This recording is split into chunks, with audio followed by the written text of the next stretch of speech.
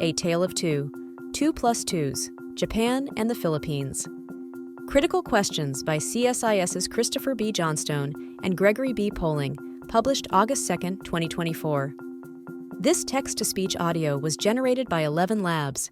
This week, U.S. Secretary of State Antony Blinken and U.S. Secretary of Defense Lloyd Austin visited Tokyo and Manila to meet with their counterparts in Japan and the Philippines, a rare sequence of 2+2 engagements on the ground in Asia.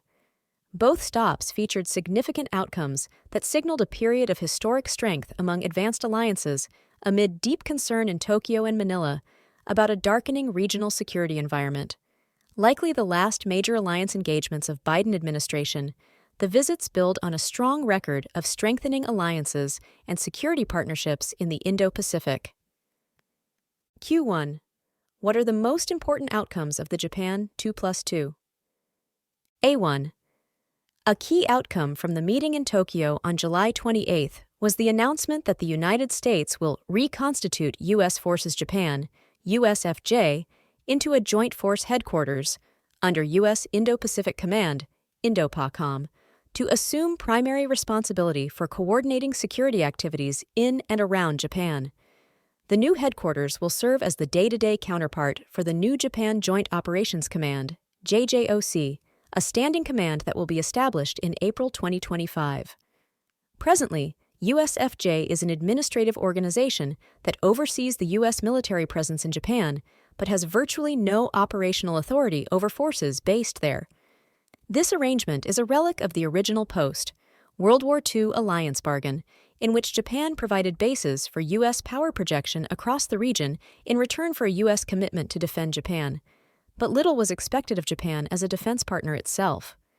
The 2+2 announcement begins to put meat on the bones of the commitment that U.S. President Joe Biden and Japanese Prime Minister Kishida Fumio made in April 2024 to bilaterally upgrade our respective command and control frameworks. The reconstitution of USFJ will take several years, likely until around 2027, as the U.S. Department of Defense, DoD, works with Congress to provide it with increased authorities, resources, and staff. DoD has already decided on a major reform, separating the roles of the commander of USFJ and the 5th Air Force. Today, the USFJ commander serves both roles, but under the new construct, the commander will be solely focused on alliance matters, by itself a significant step forward in the relationship, which was long advocated by experts on the alliance, including CSIS. The scope of USFJ authorities and the roles and missions it takes on will ultimately depend in large part on the roles Japan's Ministry of Defense accords to the new JJOC.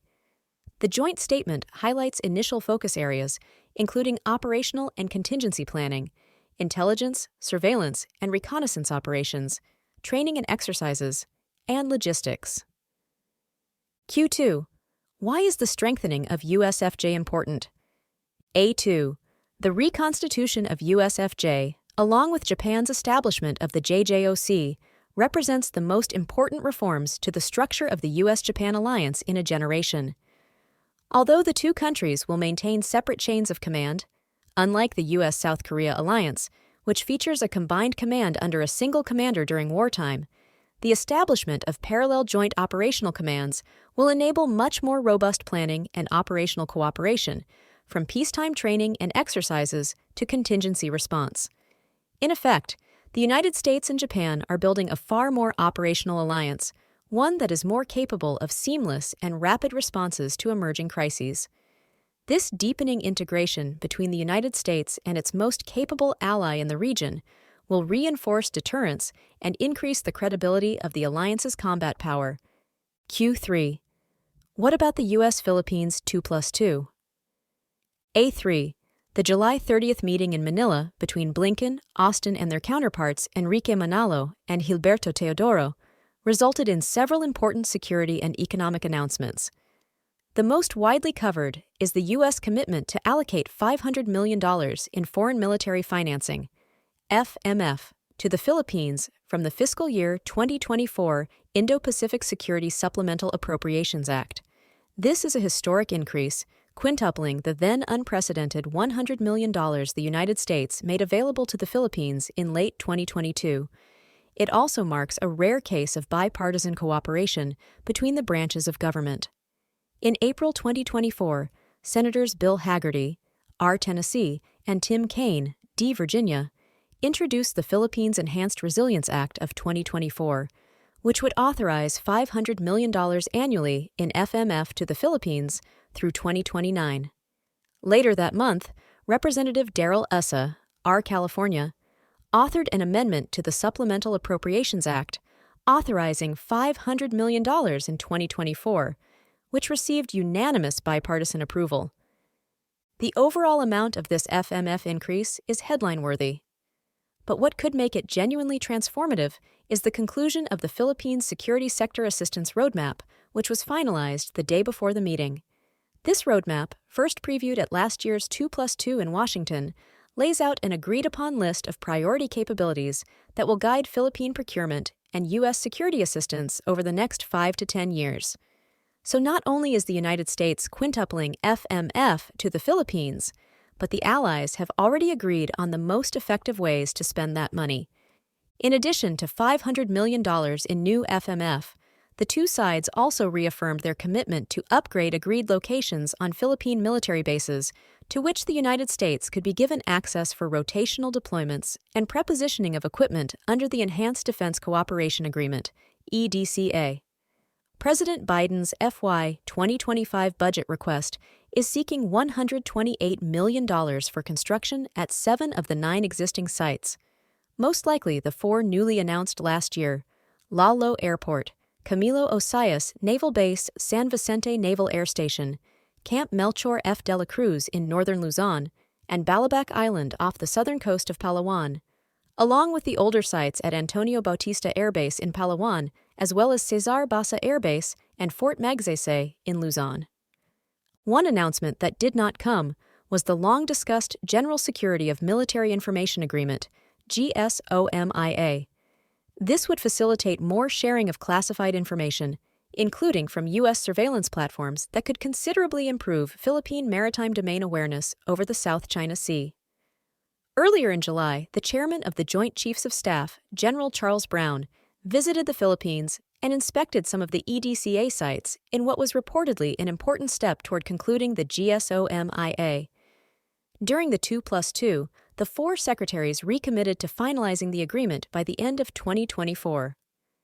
The Biden administration is also acutely aware that deepening the alliance with the Philippines must go hand in hand with more robust economic relations. If the government of Philippine President Ferdinand Marcos cannot show that greater strategic alignment with Washington, along with Canberra, Tokyo, and others, leads to tangible benefits for Filipino citizens, then it will not be able to maintain the political support necessary for further alliance integration. The 2+2 therefore highlighted progress made recently on deepening economic ties and laid out plans for the future. The secretaries noted the first-of-its-kind presidential trade and investment mission that U.S. Commerce Secretary Gina Raimondo led to the Philippines earlier this year, the entry into force of the U.S.-Philippines 123 Agreement on Civil Nuclear Cooperation at the start of July, the opening of the first Development Finance Corporation regional office in Manila in 2024, and, most importantly, the launch of the Luzon Economic Corridor. The corridor is easily the Biden administration's most ambitious and potentially impactful economic effort in the Indo-Pacific. It aims to mobilize billions of dollars of public and private funding from Japan, the Philippines, and the United States, with an immediate focus on critical transportation infrastructure, clean energy for use in the Philippine semiconductor industry, and the development of commercial enterprises in Subic Bay. As if to draw a bright line between these economic initiatives and the future of the alliance, Secretary Austin traveled to the Subic Bay following the 2+2 to meet with representatives from Cerberus and Hyundai, which aim to develop ship repair facilities that will be used by the U.S. Navy, among others. Q4. What is driving the modernization of these alliances? A4.